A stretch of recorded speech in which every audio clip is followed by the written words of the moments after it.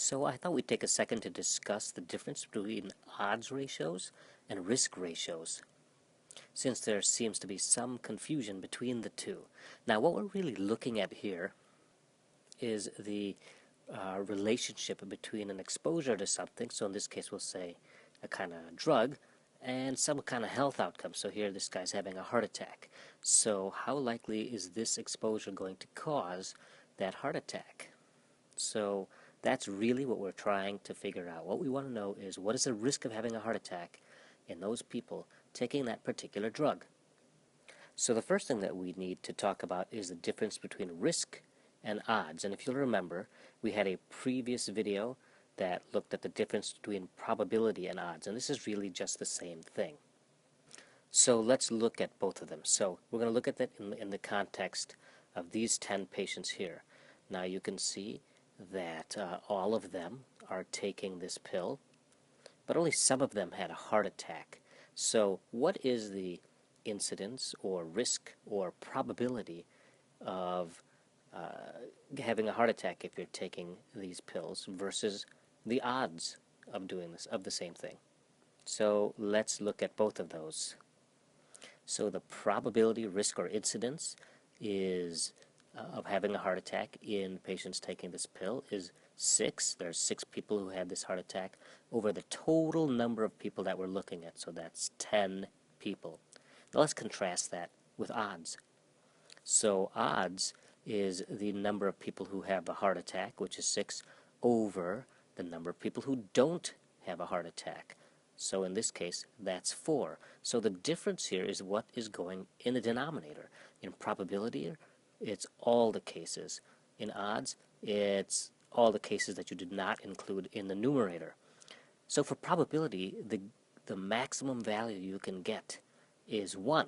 So in this case, the value is 0.6. Now for odds, there is no maximum value. It can be infinite, or it could be 0. In this case, it happens to be 6 over 4, or 3/2, or equal to 1.5. So you can see that it's greater than 1. So the main point you want to take here is that the difference between probability and odds, it's all about the denominator, baby. Now, the next thing we need to look at are the different types of studies, observational studies. We're going to look at cohort studies and case control studies. So here we're going to look at a cohort study. And with a cohort study, you start with the exposure, and then you're going to check for the outcome. So we have 2 groups here. One group is not exposed, and this group is exposed here. So you can see all these people here are taking this particular pill, and none of these people are. And then you're going to look in each one of those groups and see who had the outcome. So in this case, who had the heart attack. Now let's contrast that with a case control study. And here you're starting with the outcome, and then you're going to check for exposure. So again, we have 2 groups, but this time, in one group, everybody has a heart attack. These are the cases. And in the other group, nobody has that outcome. Nobody has the heart attack. Those are the controls. And then you look back to see who was exposed to the particular thing we're looking at. So in this case, taking that particular pill. So once again, let's look at both of them. For the cohort study, we're going to start with exposed patients and not exposed patients. Whereas in the case control, we're going to start with the outcome versus not having the outcome.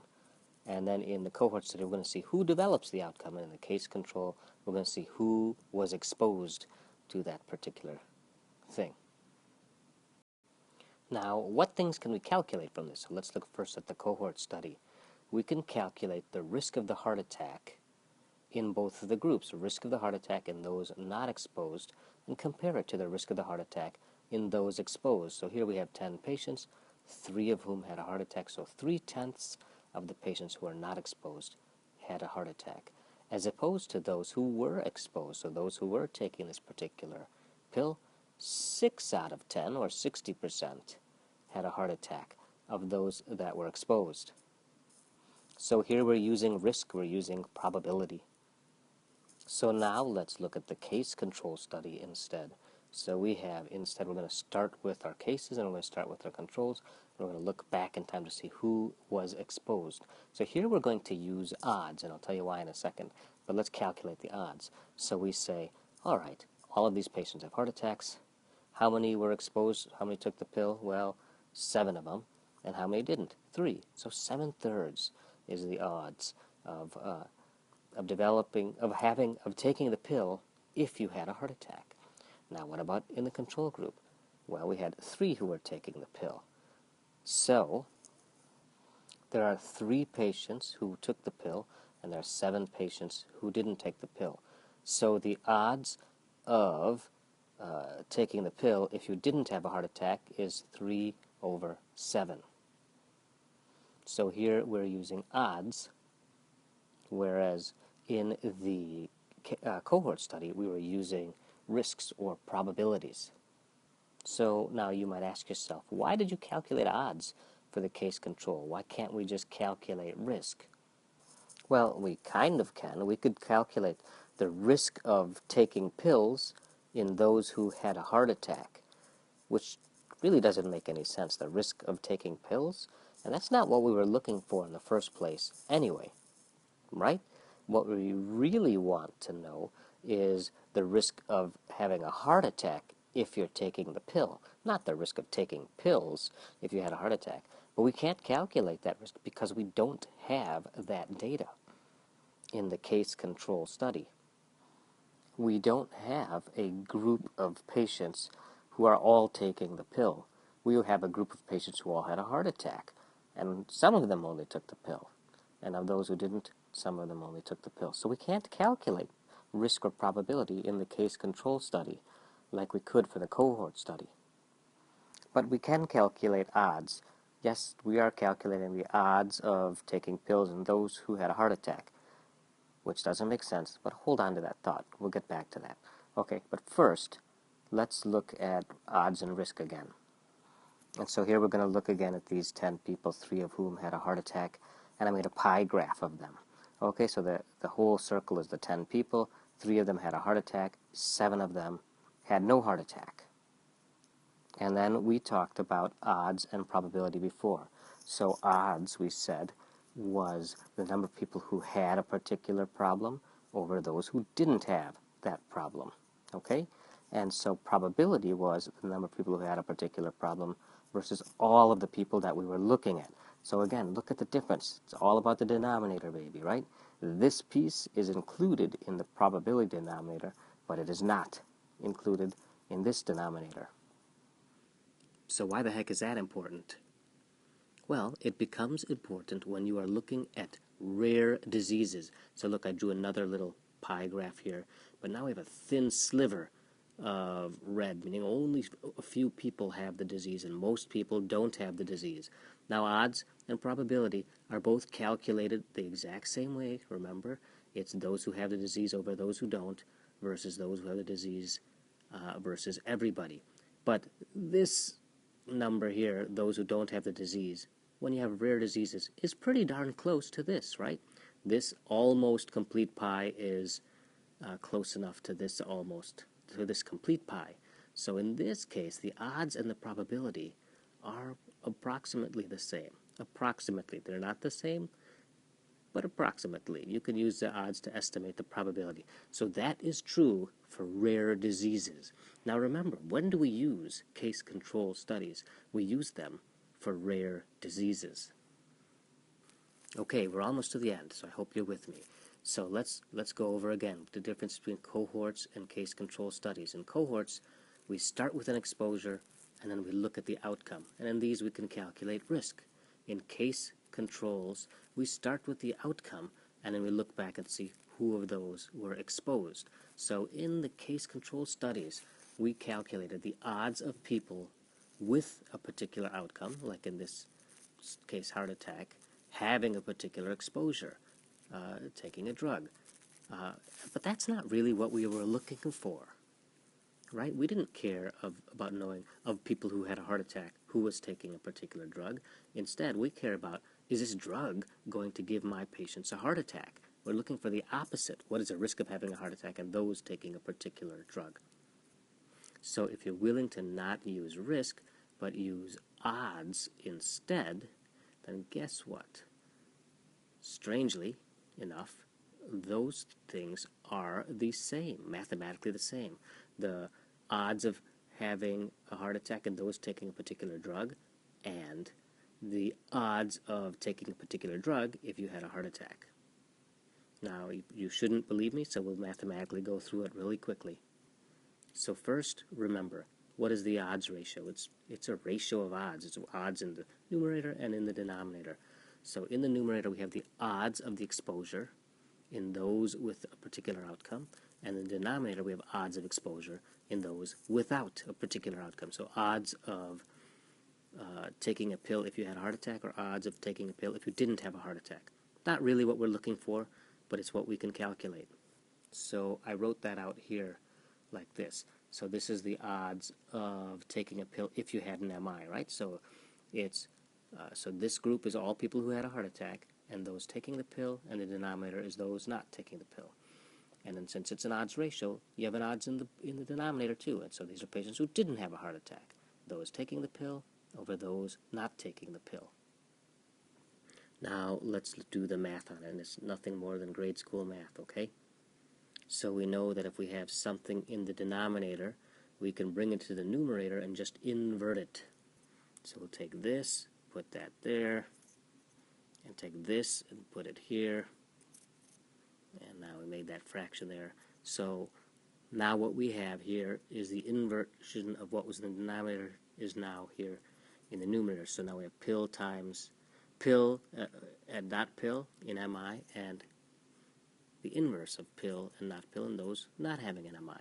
Now what we can do is just move around some of these factors here. So we'll take this bottom here, no pill in MI, and put it under this one, and we'll take this one here and put it under the first one right there. Okay, and so now we have done nothing other than simple math, and we've taken pill and MI over pill and not MI. And here we have no pill and not MI, and no pill and MI. So let's put this back, let's put this one back in the denominator again, which means that we have to invert it. So we put this here, then take this, put it underneath there, and make this fraction again. Now, what do we have here? This is really just that we have MI and not MI. So in all patients taking the pill, this is the odds of having an MI. And what do we have in the denominator? We have no pill, and we have MI and not MI. So this is, again, another odds. It's the in patients not taking the pill, MI in this numerator, and not in the no MI in the denominator. So we have another odds here. So we have in patients not taking the pill, what is the odds of having an MI?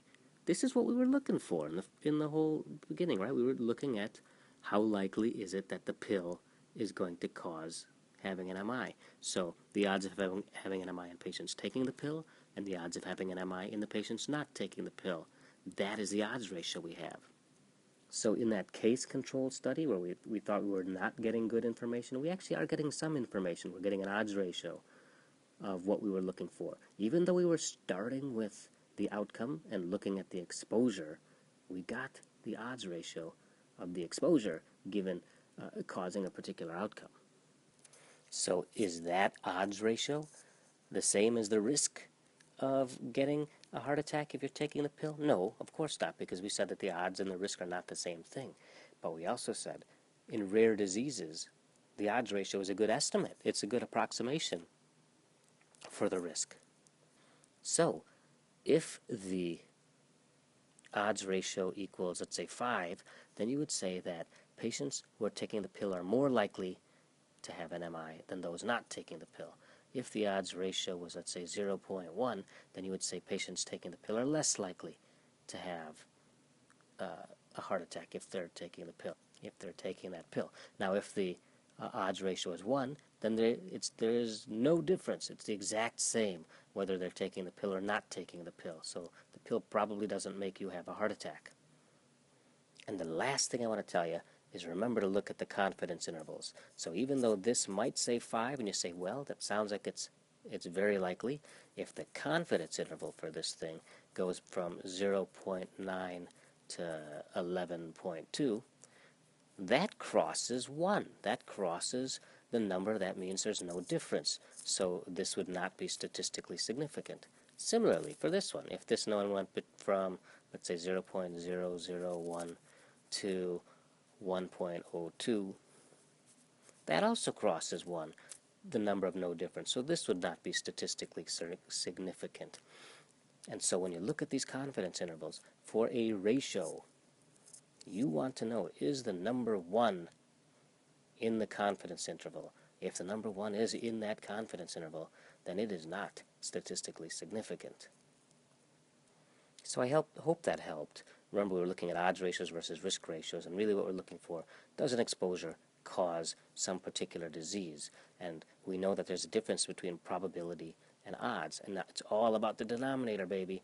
And the denominator includes everybody in probability, and it doesn't include everybody in odds. And this is important because there are two types of study, the cohorts and the case control studies. In the case control studies, we can really only calculate odds. In the case control studies, in the cohort studies, we can calculate risk. You can also calculate odds, but you probably wouldn't do that because you can calculate the nicer number, risk. There are times you might calculate odds, but that's beyond the scope of this video. So with the case controls, you calculate odds. With the cohort studies, you calculate risk. And the odds we calculate, though, is something backwards. Because, look, we're not going this direction. We're going backward. We're going this direction. But that really doesn't matter. Because we showed that going this direction and going this direction were numerically equivalent. And so you get the odds of this way equaling the odds of that way. And then for rare diseases, we know that the odds approximates the probability. And so the last point we also said is, just remember the confidence intervals. Look at those confidence intervals. If the confidence interval includes 1, it's not statistically significant. If the odds ratio is 1, then there's no difference. And that's why if 1 is in the confidence interval, that means there's no difference. All right. Thanks a lot. Thanks for listening. I hope that helps someone. And leave any comments if you want. Thanks, and bye.